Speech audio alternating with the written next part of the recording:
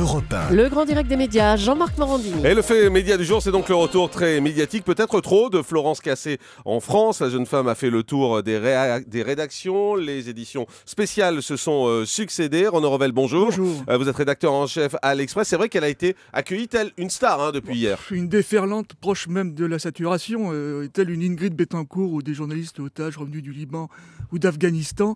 Florence Cassé était accueillie à Paris, il y a un barnum absolu qui suscite, on le sait depuis hier, de nombreux commentaires, notamment sur les réseaux sociaux. Guy Biramboum, ce matin, l'évoquait sur votre antenne.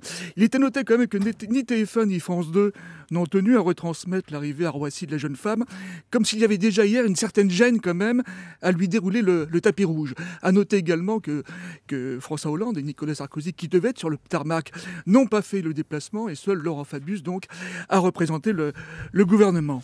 Est-ce qu'on peut dire que les médias ont dérapé ?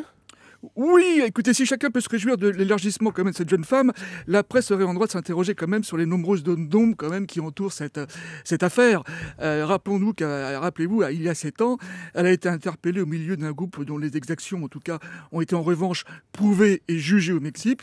Alors, absence de distance, emballement médiatique, absence de nuances, déficit d'explication, la concurrence que se livrent les médias et notamment les chaînes d'information aboutit dans cette affaire à ce que le moindre clapotis, le moindre friseli se transforme en ouragan médiatique, parfois au détriment simplement de la vérité. Et c'est vrai qu'on la voit faire le tour des rédactions depuis hier soir. Elle est sur tous les plateaux. Est-ce qu'aujourd'hui on peut dire qu'on est sûr qu'elle est totalement innocente ? Non, parce qu'à l'évidence, la presse n'a pas fait son travail. On n'a pas été au bout de l'enquête et au bout de la vérité d'une affaire quand même qui reste encore une fois entourée de zones d'ombre.